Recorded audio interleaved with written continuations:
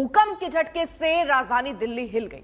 बस 1 घंटे पहले दिल्ली में भूकंप के झटके महसूस किए गए। करीब 10 सेकंड तक कांपती रही राजधानी। भूकंप का केंद्र हरियाणा के झज्जर में था। यहां रिक्टर स्केल पर तीव्रता इसकी 4.4 मापी गई है। दिल्ली के साथ साथ नोएडा, ग्रेटर नोएडा, गाजियाबाद, गुरुग्राम, फरीदाबाद से लेकर राजस्थान के जींद और बहादुरगढ़ में झटके महसूस किए गए। 6 महीने में तीसरी बार दिल्ली और एनसीआर में भूकंप आए हैं। इससे पहले 19 अप्रैल और 17 फरवरी को भी भूकंप आया था। तो फिलहाल हम आपको बता रहे हैं दिल्ली, गुरुग्राम, गाजियाबाद, नोएडा, फरीदाबाद, इन जगहों पर भूकंप के झटके महसूस किए गए हैं। 10 सेकंड में जिस तरह से ये झटके महसूस किए गए दिल्ली, नोएडा, गाजियाबाद, गुरुग्राम से फरीदाबाद तक, झज्जर भूकंप का केंद्र बताया जा रहा है।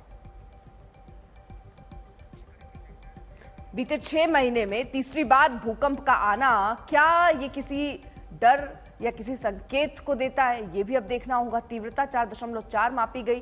10 सेकेंड तक झटके महसूस करते रहे।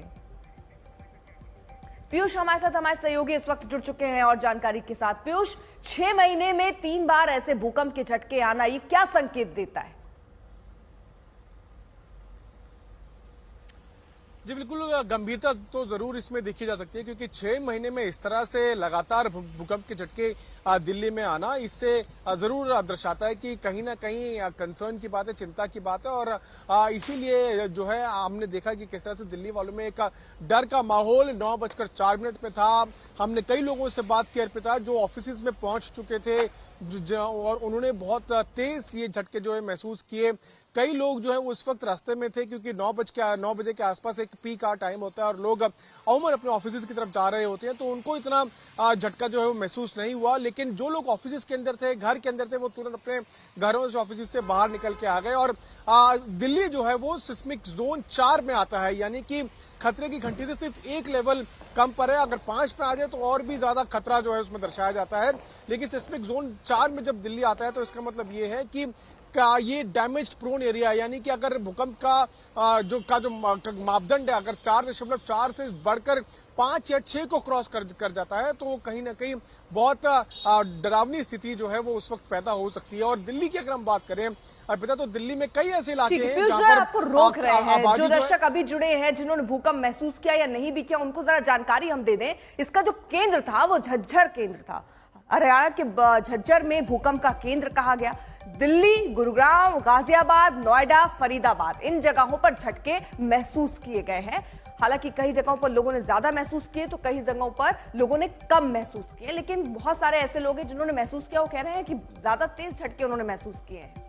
10 सेकंड तक ये झटके जो लोगों ने महसूस किए, 10 सेकंड तक महसूस किए और इसकी तीव्रता फिलहाल 4.4 की बताई जा रही है। तो दिल्ली एनसीआर में सुबह करीब 9:04 का वो समय था जब ये भूकंप के झटके महसूस किए गए। बहुत सारे लोग जो गाड़ी चला रहे हैं या जो बाहर हैं घर से, शायद उन्होंने ये महसूस ना किया हो, लेकिन जो घर पे थे उन्होंने ये झटके महसूस किए। जो अपने ऑफिस में थे उन्होंने ये झटके महसूस किए। वहीं अब आपको बताएं कि यूपी तक जो है झटके महसूस किए गए। कहां कहां वो भी हम आपको बता रहे हैं। मेरठ, बागपत, शामली, इन जगहों पर भी झटके महसूस किए गए हैं। यानी दिल्ली एनसीआर तो है ही, यूपी तक झटके जो है इसके महसूस किए गए हैं।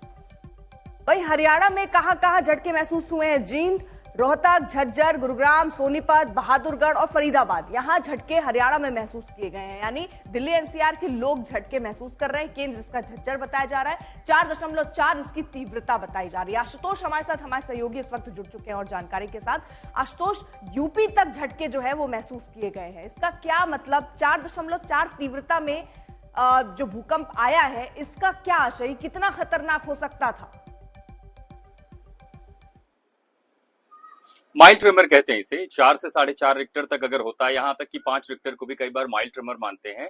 और सिर्फ ट्रेमर की तीव्रता पर ही नहीं, बल्कि उसकी जो ड्यूरेशन है, जो अवधि है, उस पर भी बहुत कुछ निर्भर करता है। लेकिन चूंकि इसकी तीव्रता बहुत मॉडरेट थी, माइल्ड थी, 4.4 थी, गहराई भी लगभग 10 किलोमीटर नीचे थी, ऐसे में खतरा बहुत ज्यादा नहीं था। लेकिन अगर ये 4.4 से पार करके 5 तक यानी 0.6 और आगे बढ़ता, तब ये बहुत खतरनाक भी हो सकता था, खासकर उन इलाकों के लिए जहां निर्माण कार्य बेहद कच्चा है। दूसरा, इस तरह के रिक्टर में एक और चीज होती है, इस तरह का अगर मैग्नीट्यूड होता है अर्थक्वेक का, तो उसका जो परिधि होती है, व्यास अगर आप समझें तो आप समझिए कि लगभग 200 किलोमीटर का एरिया, यानी अगर एक जो केंद्र है, जो भूकंप का केंद्र है, उसको किसी भी तरफ से उसकी त्रिज्या अगर नापे तो 200 किलोमीटर का जो पूरा इलाका है वहां तक इस तरह का अमूमन इम्पैक्ट दिखाई देता है। लेकिन वो इम्पैक्ट महसूस कैसे होगा? 4.4 का जो रिक्टर का भूकंप है वो महसूस नोएडा के साथ बुलंदशहर, गाजियाबाद में हुआ होगा, लेकिन जो लोग नीचे हैं उन्हें संभवतः उतने झटके महसूस नहीं किए गए होंगे। आप गगनचुंबी इमारत में अगर ऊंचाई पर रहते हैं तो वो कंपन बिल्कुल। बहुत और देखिए, हम ज्यादा जल्दी जल्दी आपको ये भी महसूस दिखा रहे हैं कि कितनी तीव्रता आप महसूस करते हैं तो कितना बड़ा नुकसान हो सकता है। अगर 7 तक 6 तक पहुंच जाए तो किस तरह भारी नुकसान ये भूकंप लेकर आता है।